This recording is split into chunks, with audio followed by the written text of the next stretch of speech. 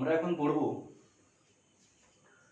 তড়িৎ ক্ষেত্রের কিছুটা অংশ, শেষের অংশটা, লাস্ট অংশ পড়ব ক্ষেত্র ভেক্টর।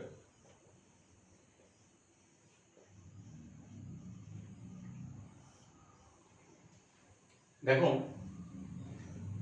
যে কোনো একটা তল, যে কোনো তলের একটা ক্ষেত্রফল থাকে। এই ক্ষেত্রফলকে আমরা ভেক্টর হিসেবে প্রকাশ করি। যে কোনো তলের ক্ষেত্রফল থাকে, সেই ক্ষেত্রফলকে আমরা ভেক্টর হিসেবে প্রকাশ করি। যদি এর ক্ষেত্রফল s হয়, তাহলে এর ভেক্টরটা হবে s ভেক্টর। যদি এর ক্ষুদ্রতম অংশ নেওয়া হয়, একটা ক্ষুদ্র অংশ, এর পৃষ্ঠতলের কোনো একটা ক্ষুদ্র অংশ নেওয়া হয়, এই ক্ষুদ্র অংশকে যদি আমরা ds ধরি, এই ds এর যে ভেক্টর সেটাকে বলছি আমরা ক্ষেত্র ভেক্টর। এই ds এর ভেক্টরকে বলছি আমরা ক্ষেত্র ভেক্টর। এই ক্ষেত্র ভেক্টরের অভিমুখ কোন দিকে হয়? না, এই ক্ষেত্র ভেক্টরের অভিমুখ হচ্ছে সর্বদাই তলের সাপেক্ষে অভিলম্বভাবে বাইরের দিকে। তলের সাপেক্ষে অভিলম্বভাবে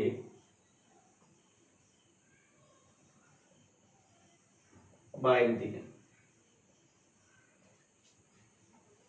ঠিক আছে? ধরো একটা যে কোনো একটা তলের অভ্যন্তরে আধান আছে। তাহলে আধান আছে মানে কি? এর চারিদিকে একটা তড়িৎ ক্ষেত্র বিস্তৃতি লাভ করবে। আধান আছে মানে কি? এর চারিদিকে একটা তড়িৎ ক্ষেত্র থাকবে, তড়িৎ বলরেখা বিস্তৃতি লাভ করবে। এই তড়িৎ বলরেখাগুলা এই তলের মধ্য থেকে চারিদিকে নির্গত হবে। এর মধ্যে যদি আমরা একটা ক্ষেত্র ভেক্টর কল্পনা করি, একটা তল কল্পনা করি, এই তলের মধ্য দিয়ে যতগুলি বলরেখা লম্বভাবে নির্গত হবে তাকে বলছি আমরা তড়িৎ ফ্লাক্স। তাকে বলছি আমরা তড়িৎ ফ্লাক্স, ফাই দিয়ে প্রকাশ করছি। কোন তলের মধ্য দিয়ে লম্বভাবে অতিক্রান্ত বলরেখার সংখ্যাকে আমরা বলছি তড়িৎ ফ্লাক্স। কোন তলের মধ্য দিয়ে লম্বভাবে অতিক্রান্ত বলরেখার সংখ্যাকে আমরা বলছি তড়িৎ ফ্লাক্স। ধরো এখানে একটা বদ্ধ তল, এই বদ্ধ তলের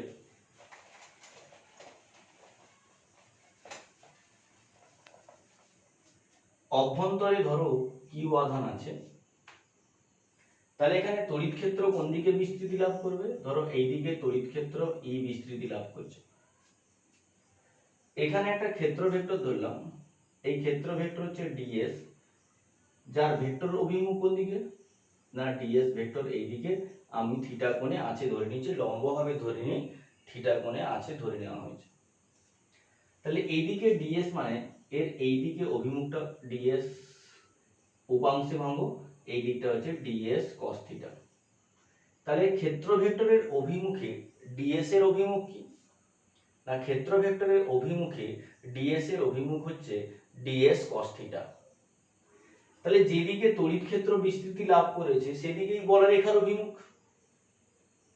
যেদিকে তড়িৎ ক্ষেত্র বিস্তৃতি লাভ করেছে সেই দিকটাই হচ্ছে বলরেখার অভিমুখ। আর এইদিকে হচ্ছে ds cos থিটা। এই ds cos থিটা অভিমুখে ক্ষেত্র ভেক্টর হচ্ছে E। তাহলে ds তলে তড়িৎ ফ্লাক্স কত? না, ds তলে তড়িৎ flux d phi equals to E into ds cos theta সমান E vector dot ds vector. আমরা ভেক্টরে জানি ab cos theta মানে হচ্ছে a vector dot b vector, ঠিক এখানেও একই রকম eds cos theta মানে E vector dot ds vector. তাহলে সম্পূর্ণ তলের মধ্যে তড়িৎ ফ্লাক্স কত হবে? না, সম্পূর্ণ তলে তড়িৎ ফ্লাক্স, সম্পূর্ণ তলে তড়িৎ flux phi equals to integration of d phi, মানে d phi কে ইন্টিগ্রেশন করলে phi হয়।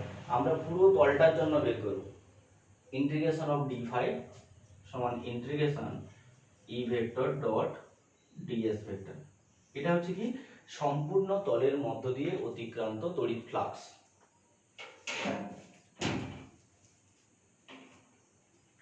এখান থেকে আমরা একক, মাত্রা এবং অন্য কিছু নির্ণয় করছি। দেখো আমরা কি পেলাম, ইডিএস ফাই সমান close integration of EDS, close integration. এই যে ইন্টিগ্রেশন সাইনটা দিয়েছি এখানে গোল দিয়েছি কেন, এটাকে বলছি ক্লোজ ইন্টিগ্রেশন। মানে আমরা যখন বদ্ধ তলের ক্ষেত্রে ক্যালকুলেশন করি, যেহেতু সবসময় আমরা বদ্ধ তলের ক্ষেত্রে ক্যালকুলেশন করি, তার জন্য এটাকে আমরা কি বলছি, ক্লোজ ইন্টিগ্রেশন। এখানে একটা গোল সাইন দিয়ে দেবো বদ্ধ তল বোঝাতে। এর একক দেখো, ফাই সমান কি ইডিএস, আমি বাকিগুলো লিখলাম না। ফাই সমান ইডিএস, এটা কখন হবে না, ফাই সমান ইডিএস cos থিটা। এই থিটা যদি 0 ডিগ্রি হয় তাহলে ফাই সমান কি ইডিএস। তো সেখান থেকে লিখছি ফাই সমান ইডিএস। আমরা এফ সমান কি জানি, এফ সমান ই কিউ।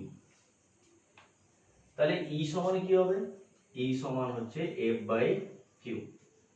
তাহলে এখানে F by Q into ds সমান F into Q inverse into ds. এখান থেকে আমরা একক মাত্রা নির্ণয় করব।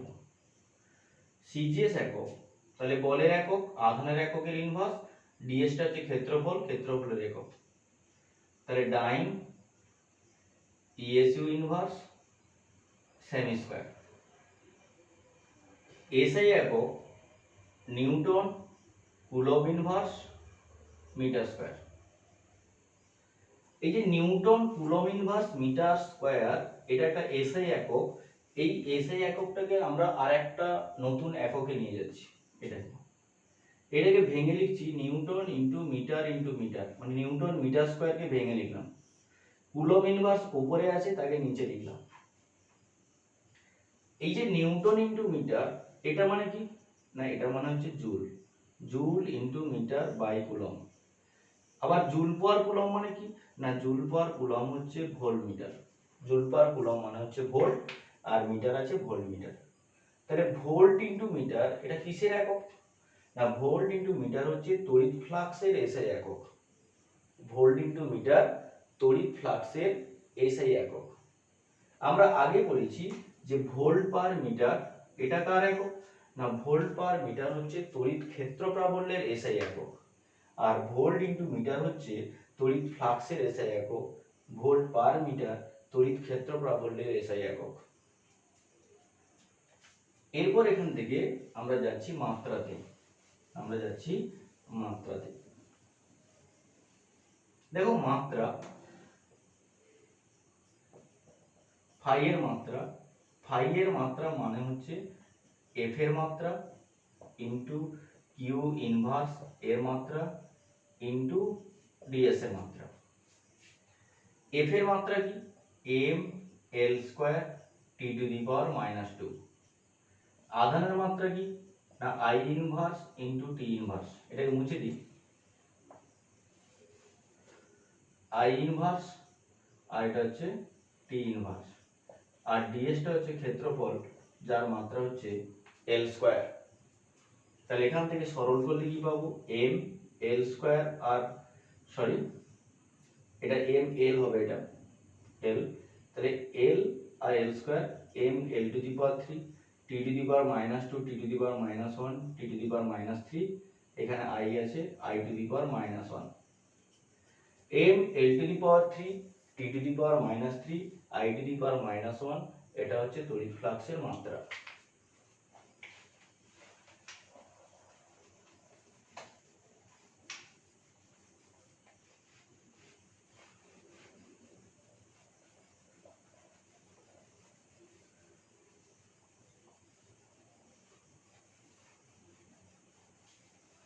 দেখো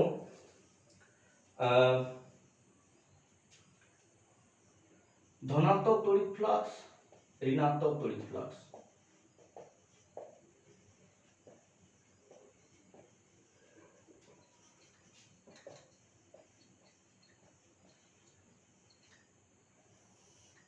কোন একটা বদ্ধতল, এই বদ্ধতলের বাইরে যদি কোনো আধান থাকে তাহলে কিন্তু ধনাত্মক এবং ঋণাত্মক তড়িৎ ফ্লাক্স সৃষ্টি হয়। যদি কোনো বদ্ধতলের বাইরে আধান থাকে তার জন্য ধনাত্মক এবং ঋণাত্মক তড়িৎ ফ্লাক্স সৃষ্টি হয়। এই আধানের জন্য তড়িৎ ক্ষেত্র ধরো এইভাবে বিস্তৃতি লাভ করছে।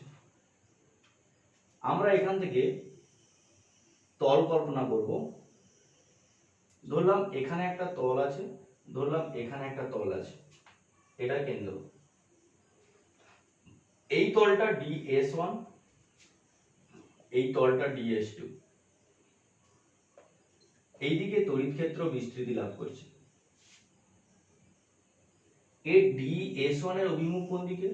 DS1 এটা ভেক্টর, আর এখানে এটা হচ্ছে DS2 ভেক্টর। আমরা জানি ক্ষেত্র ভেক্টরের অভিমুখ কি হয় না, ক্ষেত্র ভেক্টরের অভিমুখ সর্বদাই তলের সাপেক্ষে অভিলম্বভাবে বাইরের দিকে। তাহলে এখানে যে ক্ষেত্র ভেক্টরটা আছে সেটা তলের সাপেক্ষে অভিলম্বভাবে বাইরের দিকে বোঝাতে এটা, কিন্তু এই যে ক্ষেত্র ভেক্টরটা এটা কিন্তু তলের সাপেক্ষে ভিতরের দিকে, এটা তার মধ্যবিন্দু কেন্দ্র। এটা হচ্ছে তলের ভেতরের দিকে, এই অভিমুখটা তলের ভেতরের দিকে, এই অভিমুখটা তলের সাপেক্ষে বাইরের দিকে। যখন কোনো ক্ষেত্র ভেক্টর তলের সাপেক্ষে অভিলম্বভাবে বাইরের দিকে হয় সেক্ষেত্রে আমরা যে তড়িৎ ফ্লাক্স পাই সেই তড়িৎ ফ্লাক্সটা হচ্ছে ধনাত্মক তড়িৎ ফ্লাক্স। আর যখন ক্ষেত্র ভেক্টর তলের সাপেক্ষে অভিলম্বভাবে ভিতরের দিকে হয় তখন যে তড়িৎ ফ্লাক্সটা পাই সেই তড়িৎ ফ্লাক্সটা হচ্ছে ঋণাত্মক তড়িৎ ফ্লাক্স। যখন কোনো ক্ষেত্র ভেক্টর তলের সাপেক্ষে অভিলম্বভাবে ভিতরের দিকে হয় তখন ধনাত্মক তড়িৎ ফ্লাক্স পাই, আর যখন ক্ষেত্র ভেক্টর তলের সাপেক্ষে অভিলম্বভাবে ভিতরের দিকে হয় তখন ঋণাত্মক তড়িৎ ফ্লাক্স পাই। তাহলে এই তলে যে তড়িৎ ফ্লাক্স পাবো ধনাত্মক তড়িৎ ফ্লাক্স পাবো, এই তলে যে তড়িৎ ফ্লাক্স পাবো সেটা হচ্ছে ঋণাত্মক তড়িৎ ফ্লাক্স পাবো।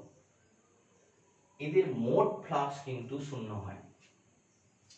বদ্ধতলের বাইরে যদি আধান থাকে তার জন্য আমরা যে তড়িৎ ফ্লাক্স পাবো সেটা হচ্ছে একটা ধনাত্মক তড়িৎ ফ্লাক্স আর একটা ঋণাত্মক তড়িৎ ফ্লাক্স। এই ধনাত্মক এবং ঋণাত্মক তড়িৎ ফ্লাক্সের মোট পরিমাণ কিন্তু শূন্য হয়, দুটোকে যোগ করলে মোট পরিমাণ শূন্য হয়। আমরা এই অল্প জিনিসগুলোই জানবো, বাকি সবগুলো আমাদের প্রয়োজন নেই। তাহলে বদ্ধতলের বাইরে যদি আধান থাকে তখনই কেবলমাত্র আমরা ধনাত্মক এবং ঋণাত্মক তড়িৎ ফ্লাক্স পাই। যখন ক্ষেত্র ভেক্টর তলের সাপেক্ষে অভিলম্বভাবে বাইরের দিকে হয় তখন যে তড়িৎ ফ্লাক্স পাওয়া যায় সেটা ধনাত্মক তড়িৎ ফ্লাক্স। যখন ক্ষেত্র ভেক্টর তলের সাপেক্ষে অভিলম্বভাবে ভিতরের দিকে হয় তখন আমরা ঋণাত্মক তড়িৎ ফ্লাক্স পাই, আর মোট তড়িৎ ফ্লাক্স শূন্য হয়, অর্থাৎ ধনাত্মক ঋণাত্মক তড়িৎ ফ্লাক্সের সমষ্টি শূন্য হয়। এবার আমরা যাচ্ছি গাউসের উপপাদ্য। গাউসের উপপাদ্য। কোন একটা বদ্ধতল, এই বদ্ধতলের অভ্যন্তরে কিউ আধান আছে। এই বদ্ধতলের অভ্যন্তরে যখন কিউ আধান আছে এই কিউ আধানের জন্য মোট তড়িৎ ফ্লাক্স কত হয়? আমরা জানি মোট তড়িৎ ফ্লাক্স ফাই ইকুয়ালস টু কি হয় না close integration of E vector dot DS vector. আমরা জানি কোন বদ্ধতলের অভ্যন্তরে মোট তড়িৎ flux phi equals to close integration of E vector dot DS vector. এর মান কত? এর মান বিজ্ঞানী গাউস দিয়েছেন।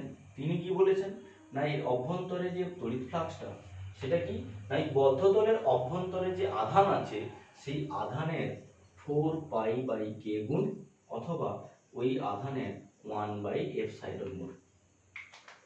এখানে এই বদ্ধতলের অভ্যন্তরে মোট তড়িৎ ফ্লাক্স কত না এই বদ্ধতলের অভ্যন্তরে মোট তড়িৎ ফ্লাক্স হচ্ছে মোট আধানের 4π/k গুণ অথবা মোট আধানের 1/ε গুণ। এটা সিজিএস পদ্ধতিতে, এটা হচ্ছে এসআই পদ্ধতিতে। আমরা প্রমাণ করলে সিজিএস পদ্ধতিতে প্রমাণ করলে এই ইকুয়েশন পাবো, এসআই পদ্ধতিতে প্রমাণ করলে এই ইকুয়েশন পাবো।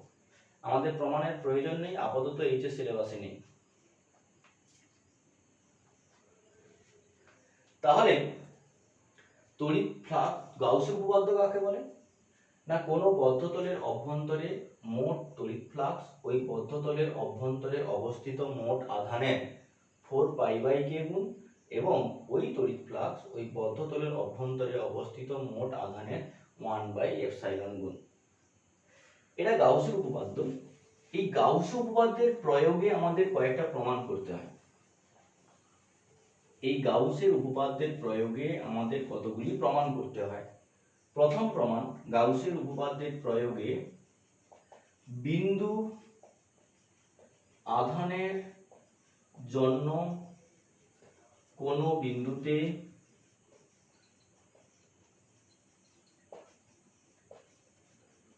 ক্ষেত্র প্রাবল্য। বিন্দু আধানের জন্য কোন বিন্দুতে ক্ষেত্র প্রাবল্য। ধরো একটা বিন্দুতে, ও বিন্দুতে একটা কিউ আধান আছে। এই ও বিন্দুতে কিউ আধানের জন্য আমাদের আর দূরত্বে একটা বিন্দু দেওয়া আছে পি বিন্দু। এই পি বিন্দুতে ক্ষেত্র প্রাবল্য নির্ণয় করতে হবে। তো এটা পি বিন্দু, এই পি বিন্দুতে ক্ষেত্র প্রাবল্য নির্ণয় করতে হবে। আমরা ইজিলি নির্ণয় করতে পারি। এর ক্ষেত্র প্রাবল্য ই সমান কি হবে? কিউ বাই 4 পাই এপসাইলন 0 আর স্কয়ার। আমরা এটা আগে পড়েছি, কিন্তু আমাদের এটা নির্ণয় করতে হবে গাউসের উপপাদ্যের সাহায্যে। যেহেতু গাউসের উপপাদ্যের সাহায্যে নির্ণয় করব, আমরা জানি গাউসের উপপাদ্য কেবলমাত্র বদ্ধ তলের ক্ষেত্রে প্রযোজ্য। গাউসের উপপাদ্য সম্পূর্ণভাবে একটি বদ্ধ তলের ক্ষেত্রে প্রযোজ্য। তাহলে আমাদের বদ্ধ তল কল্পনা করতে হবে। ও বিন্দুকে কেন্দ্র করে পি বিন্দুতে ক্ষেত্র প্রাবল্য নির্ণয়ের জন্য ওই যে ওপি দূরত্ব, এই যে ওপি দূরত্ব অর্থাৎ আর ব্যাসার্ধ, আর দূরত্ব, এটা নিয়ে আমরা একটা গাউসীয় তল কল্পনা করব। ও বিন্দুর চারিদিকে যে গাউসীয় তলটা হবে সেটা একটা গোলক। আমরা একটা গোলক কল্পনা করলাম। ও বিন্দুর চারিদিকে আমরা একটা গাউসীয় তল অর্থাৎ একটা গোলক কল্পনা করলাম, যার এটা হচ্ছে পি বিন্দু। এখানে আমরা একটা ক্ষুদ্র তল ধরলাম ডিএস। তাহলে এই ডিএস এর অভিমুখ কোন দিকে? না, ডিএস এর অভিমুখ হচ্ছে তলের সাপেক্ষে অভিলম্ব হবে বাইরের দিকে, যেটা দেখালাম ডিএস ভেক্টর। এর যে কিউ আধান আছে এর জন্য তড়িৎ ক্ষেত্র কোন দিকে বিস্তৃতি লাভ করবে? তড়িৎ ক্ষেত্র বিস্তৃতি লাভ করবে এই দিকে। মানে ই ভেক্টর এবং ডিএস ভেক্টর একই দিকে। তাহলে ই ভেক্টর এবং ডিএস ভেক্টর যদি একই দিকে হয়, তাহলে এর মধ্যবর্তী কোণ কত? এর মধ্যবর্তী কোণ হচ্ছে 0 ডিগ্রি। তাহলে এই ক্ষেত্রে গাউসীয় তলের অভ্যন্তরে মোট তড়িৎ ফ্লাক্স কত? না, গাউসীয় তলের অভ্যন্তরে মোট তড়িৎ flux phi equals to close integration of E vector dot DS vector সমান close integration E DS cos 0, cos 0 কত? 1। তাহলে E integration DS E into S. এখানে যে এসটা কি? এস হচ্ছে গাউসীয় তলের ক্ষেত্রফল। এই যে ডটেড লাইন দিয়ে যে গোলকটা আছে তার ক্ষেত্রফল, গাউসীয় তলের ক্ষেত্রফল। তাহলে এখানে গাউসীয় তল একটা গোলক যার ক্ষেত্রফল ব্যাসার্ধ আর, যার ক্ষেত্রফল ই ইনটু 4 পাই আর স্কয়ার। গাউসের উপপাদ্য অনুযায়ী কি লিখতে পারি? এর অভ্যন্তরে কত আছে? কিউ আধান। তাহলে গাউসীয় উপপাদ্য অনুযায়ী phi equals to close integration of E vector dot DS vector equals to Q by epsilon. 2 number, তাহলে 1 ও 2 থেকে আমরা লিখতে পারি E into 4 pi r square equals to Q by epsilon. তাহলে E equals to Q by 4 pi epsilon r square. তাহলে আমরা গাউসের উপপাদ্যের সাহায্যে প্রমাণ করতে পারলাম E equals to Q by 4 pi epsilon r square. হয়ে গেল এটা। পরের কোশ্চেন, গাউসের উপপাদ্যের সাহায্যে প্রমাণ করব একটি আহিত গোলকের ভেতরে এবং বাইরে কোন বিন্দুতে ক্ষেত্র প্রাবল্য। একটি আহিত গোলকের ভিতরে এবং বাইরে কোন বিন্দুতে ক্ষেত্র প্রাবল্য।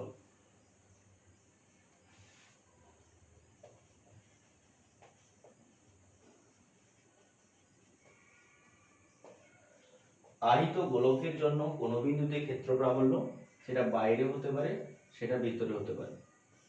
প্রথমে আহিত গোলকের বাইরে যদি কোনো আধান থাকে তার জন্য ক্ষেত্র প্রাবল্য নির্ণয় করব।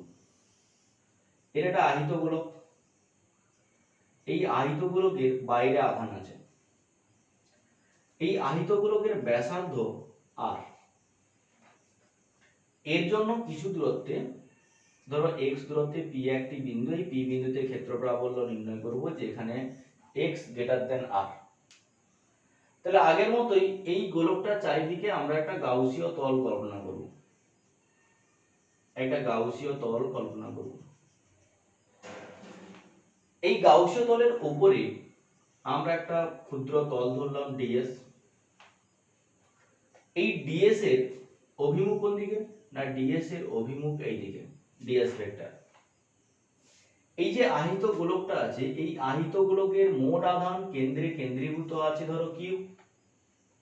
তাহলে এর জন্য এই বিন্দুতে যদি ক্ষেত্র প্রাবল্য নির্ণয় করি সেটা এই দিকে, মানে ই ভেক্টর এবং ডিএস ভেক্টর সমান্তরাল, মানে মধ্যবর্তী কোণ 0 ডিগ্রি। তাহলে এই গাউসীয় তলের অভ্যন্তরে তড়িৎ ফ্লাক্স কত? না গাউসীয় তলের অভ্যন্তরে তড়িৎ flux phi close integration E vector dot DS vector সমান close integration E vector dot DS vector sorry E DS cos 0 E integration ds মানে ই ইনটু এস। তাহলে এখানে যে এসটা, এই এসটা কি? না গাউসীয় তলের ক্ষেত্রফল। এখানে গাউসীয় তল বলতে এই ডটেড লাইন বরাবর যে গোলকটা আছে এর ব্যাসার্ধ কত? x। তাহলে এর যদি ব্যাসার্ধ x হয় তাহলে ক্ষেত্রফল হচ্ছে e ইনটু তাহলে 4 পাই x স্কয়ার। আর গাউসীয় তলের অভ্যন্তরে মোট আধান কত? q। তাহলে গাউসীয় উপপাদ্য অনুযায়ী close integration of E vector dot DS vector equals to q by epsilon 2 number. তাহলে 1 এবং 2 থেকে কি লিখতে পারি? 1 এবং 2 থেকে লিখতে পারি e into 4 pi x square equals to q by epsilon. e into q by 4 pi x square equals to q by epsilon.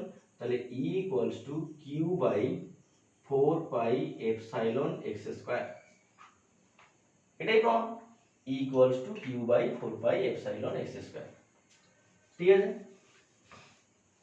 দেখো এখানে যে আমরা প্রমাণটা করলাম এটা আহিত গোলকের বাইরে, কিন্তু আহিত গোলকের ভিতরে যদি হয় তখন কি হবে? বিন্দুটা যদি আহিত গোলকের ভিতরে থাকতো তাহলে কি হতো? দেখো একটা আহিত গোলক, এর ভিতরে আধান আছে। আমি প্রথমে গাউসীয় তলটা কল্পনা করে নিলাম। আহিত গোলকের ব্যাসার্ধ r,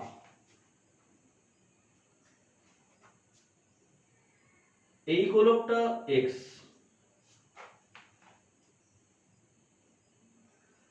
এই বিন্দুতে ক্ষেত্র প্রাবল্য নির্ণয় করব যেখানে x লেস দেন r, মানে আহিত গোলকের অভ্যন্তরে p বিন্দু, এই p বিন্দুতে ক্ষেত্র প্রাবল্য নির্ণয় করব। তার জন্য এই OP সমান x ব্যাসার্ধের একটা গাউসীয় তল কল্পনা করা হলো। OP সমান x ব্যাসার্ধের একটি গাউসীয় তল কল্পনা করা হলো যেখানে x লেস দেন r। এখানে একটা ক্ষেত্র ভেক্টর, একটা ক্ষুদ্র ভেক্টর ধরলাম ds। তাহলে ds এর এই দিকে উপাংশ কত? না ds এর এই দিকের উপাংশ হচ্ছে ds ভেক্টর। এখানে যদি ক্ষেত্র ভেক্টরের অভিমুখ ধরি, ক্ষেত্র ভেক্টরের অভিমুখ ই ভেক্টর, তাহলে এর মধ্যবর্তী কোণ কত? 0 ডিগ্রি। তাহলে আমরা ক্যালকুলেশন করে দেখব যে এখান থেকে 1 নম্বর পর্যন্ত আমরা একই মান পাচ্ছি, 1 নম্বর পর্যন্ত একই মান পাচ্ছি। কেন? এখানে এসটা গাউসীয় তলের ক্ষেত্রফল, এখানে গাউসীয় তলের ব্যাসার্ধ কত? গাউসীয় তলের ব্যাসার্ধ হচ্ছে x। যেহেতু গাউসীয় তলের ব্যাসার্ধ x, তাহলে এখানে কি পাবো? e into 4 by x square.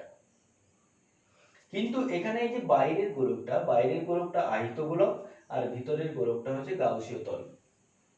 আমরা জানি একটি আহিত গোলকের অভ্যন্তরে কোনো আধান থাকে না।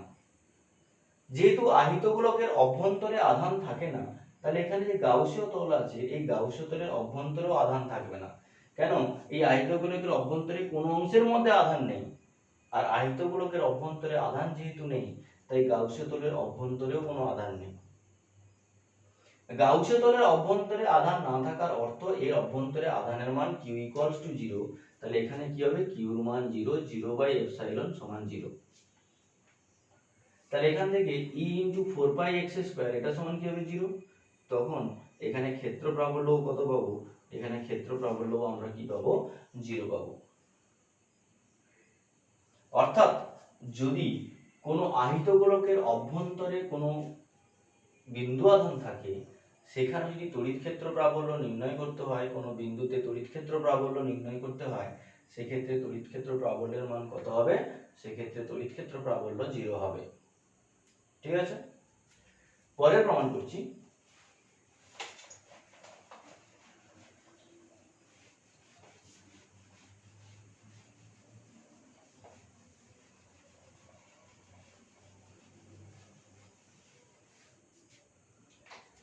গাউসীয় উপপাদ্যের প্রয়োগী ক্যালকুলেশন করছি। অসীম দৈর্ঘ্যের ঋজু আহিত পরিবাহী তারের জন্য কোন বিন্দুতে ক্ষেত্র প্রাবল্য। অসীম দৈর্ঘ্যের ঋজু আহিত পরিবাহী তারের জন্য কোন বিন্দুতে ক্ষেত্র প্রাবল্য।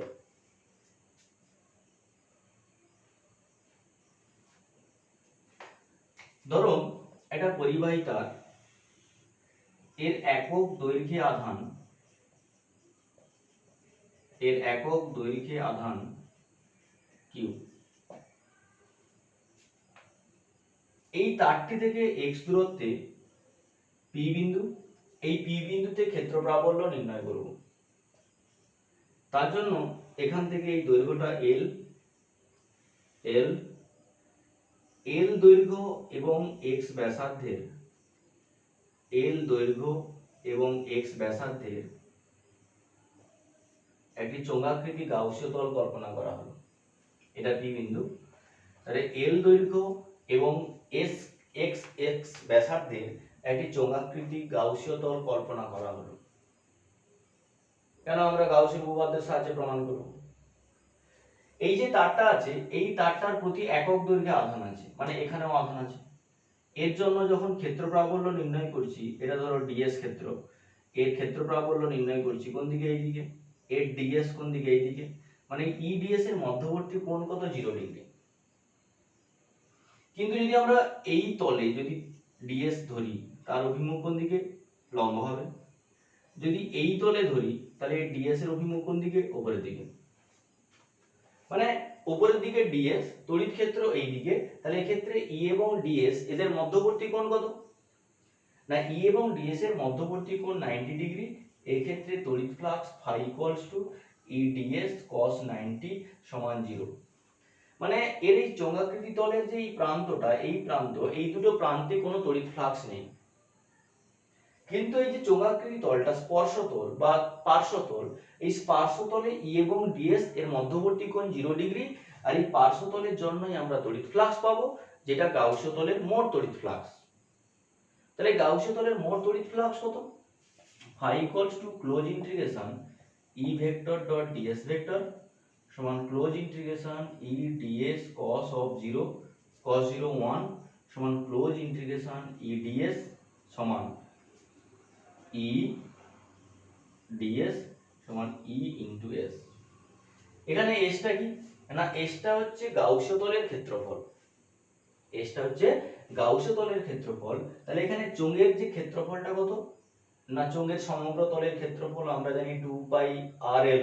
এখানে r টা হচ্ছে x, তাহলে E ইনটু 2 পাই xl, এক নম্বর। এবার আমরা গাউসের উপপাদ্যটাকে বসাবো।